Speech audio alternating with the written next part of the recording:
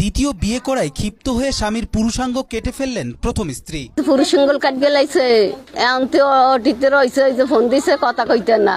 ঘটনাটি ঘটেছে গোপালগঞ্জের কোটালীপাড়া উপজেলার কুশলা ইউনিয়নের নৌকাতো গ্রামে। ৩রা ফেব্রুয়ারি রাতে স্ত্রী রেশমা বেগম স্বামী রুবেল সর্দারের পুরুষাঙ্গ কেটে ফেলেন।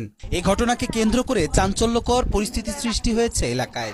যাই দেখি রুবেল বেটা বড়টা খাতা দিয়ে সাপকে ধরে এইভাবে তাকাই রইছে। তাকানোর পর ও ঘরের ভিতরে রয়েছে। আমি দৌড় দিয়ে বাইরে আইসে সবাই কষি রুবেল বাইরে পুরুষাঙ্গ কাটিয়ে লাইছে, তোমরা ঘরের দিকে যাও।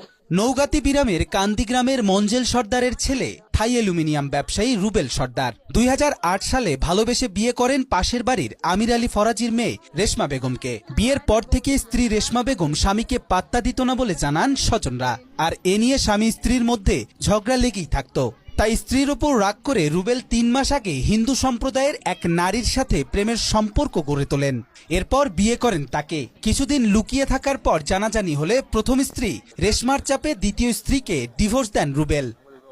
সবশেষ ৩রা ফেব্রুয়ারি মধ্যরাতে রুবেলের চিৎকার শুনে বাড়ির লোকজন ছুটে গেলে রেশমা স্বামীর পুরুষাঙ্গ নিয়ে তার ২ ভাই ও দুলাভাইয়ের সঙ্গে মোটরসাইকেল যোগে পালিয়ে যায়।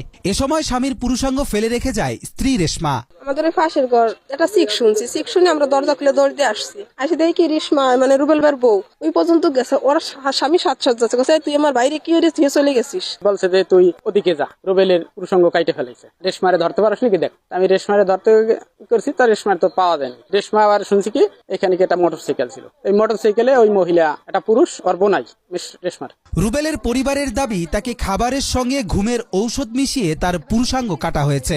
আর এতে সহযোগিতা করেন রেশমার ২ ভাই নিজাম ও মতিউর রহমান এবং রেশমার দুলাভাই। কিছু খাইছে, না খাইলে ও সোফায় বসা ছিল, তো একা একা যাইতে পারে না, ঘুমানকে অবস্থা খাটের পর ও খাইছে। এরপর স্বজনরা রুবেলকে দ্রুত কোটালীপাড়া উপজেলা স্বাস্থ্য কমপ্লেক্সে নিয়ে গেলে কর্তব্যরত চিকিৎসক উন্নত চিকিৎসার জন্য ঢাকায় নেয়ার পরামর্শ দেন। বর্তমানে রুবেল ঢাকার পপুলার হাসপাতালে চিকিৎসাধীন আছেন। এ ঘটনার পর স্ত্রী রেশমা ও তার পরিবারের সকল সদস্য পলাতক আছে। তবে এখন পর্যন্ত রুবেলের পরিবার থেকে কোনো মামলা দায়ের করা হয়নি।